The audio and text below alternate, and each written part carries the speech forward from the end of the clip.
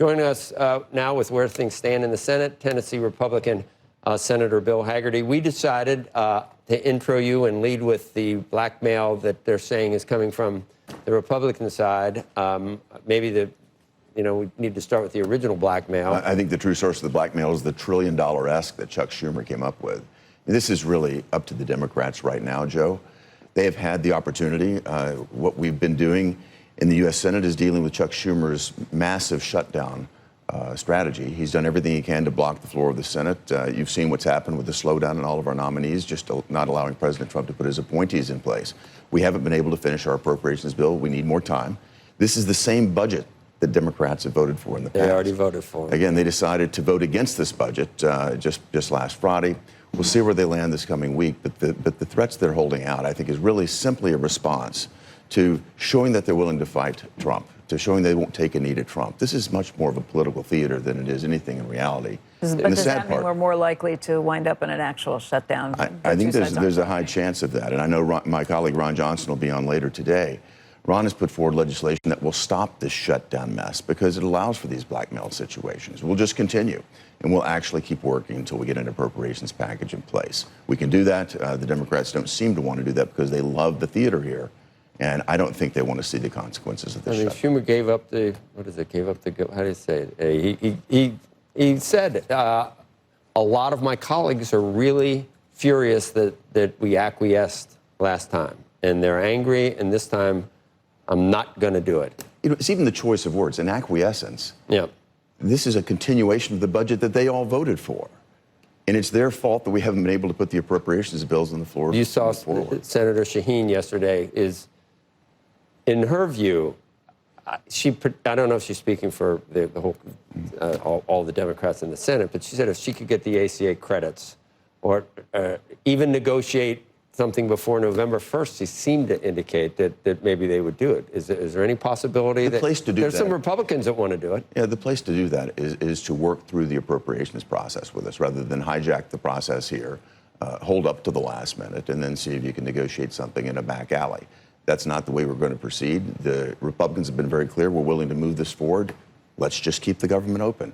We'll see what they do. You think President Trump, I mean, he is mercurial, and sometimes he gets mad, and they're calling it a temper tantrum. The Democrats are that he refused to, after agreeing to meet, that then he wasn't going to. But do you think in his calculus, he thinks that the Democrats are going to go through with it this time, and he wants them to? Well, first, Joe, I think that's a very unfair representation. Mercurial, temper tantrum. No, he saw the demands, which were so unrealistic. No, he is mercurial. I don't know if this was a temper tantrum. But over this particular issue, I think it was very clear. There's no point in meeting when the demands were so outrageous. Another $1 trillion of expenditure. My question was, does he actually want, is he ready to have the government shut down? Because the Democrats will be blamed for it. I think if you look at the memo that Russ Vought put out, he's basically going to win either way, because he's going to accelerate the reduction in force that he wants to see happen. The government is bloated. We all know that. We're spending way beyond our means right now. And so if they do shut it down, we'll see the reduction in force accelerated. If they don't shut it down, we'll continue to negotiate and hopefully get to a much better result. Much more responsible. I was just in our national park, the Great Smoky Mountains National Park yesterday. We don't want to see that shut down. Can you add up, can you get it to $1 trillion for me so I know exactly what, are some of the demands just crazy? Do they want health care for illegal immigrants? That's correct. That's part of this health care for illegal immigrants. How much does that cost? It's a huge part of the number. Hundreds of billions? Yes, it's hundreds of billions. What Same else? for able-bodied people between the ages of 18 and 64 who had a Medicaid extension during the pandemic. They want to continue that, even though these people are capable of working, don't have dependents, and they're not willing to work 20 hours a week. Get this, Joe. If they're not willing to work 20 hours a week, they shouldn't be getting paid. How about the ACA health credits? Those were since the pandemic. The increased ones, weren't they? Yeah, I think that's a sensitive area, and I don't have the exact figures right now in terms of what it would cost. But some, where is their actual agreement, though? Some on that, the Tuberville, I think there's about 8 Republicans that are amenable to that because of their own constituents in their states. Yeah, and those discussions could be ongoing. But Ron Johnson is not. Are you okay with it? Would you do the ACA stuff, but not in this bill? But yeah, no, and personally, I wouldn't do it at all. You wouldn't do it at all? The ACA has gotten out of control. We need to You wouldn't do it at all? No. So you'd say no to... You said there's 8 Republicans who would sign on. And I haven't polled, and we've got to go through that process. You've heard this from various offices. but we should be going through the appropriations process. There's always a give and take. I serve on the Appropriations Committee. That's the way to get this done, as opposed to wait to the last minute, hold your breath, and see if you can force somebody to blink. You also serve. Oh, go ahead. No, I just wonder what else is in there that specifics to get it to $1 trillion. And I do think it's kind of. I think it's kind of rich that the Democrats can ask for all these things and really are going to say if the Republicans don't agree to us on this, they're shutting the government down, not us. I think this is a constant tug of war to see who can get the blame.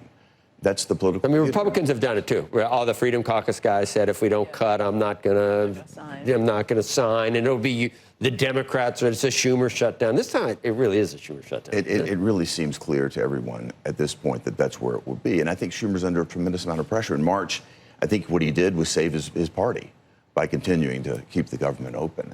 But he's under a great deal of pressure. You think he's in a situation like McCarthy then, who lost the speakership because he was trying to do what he thought was the right thing? It could be a situation like that for Chuck Schumer. I don't know how to evaluate the shrill cries from the far left that he's trying to deal with, but it's obvious he's under a great deal of pressure. Shrill cries, I like that. You also said on the Foreign Relations Committee. That's right, Becky. And there have been so many questions asked about these Russian incursions into NATO airspace, whether it be with drones or with actual fighter pilots. Oh, yeah. It's been growing. The conclusion seems to be, at least from the West, that this is intentional and that Putin is testing NATO's, whether NATO will actually respond or just continue to allow it to happen. What should we do? Well, as you said, I'm on the Foreign Relations Committee. Any incursion in NATO space is a violation of our treaty with NATO. I mean, it invokes our treaty with NATO, I should say. It's a challenge to the United States. And look, we've had it here on our own soil, Becky. We've had a Chinese spy balloon flying over our country, sensitive areas being surveilled by drones, and we don't know the source of these drones.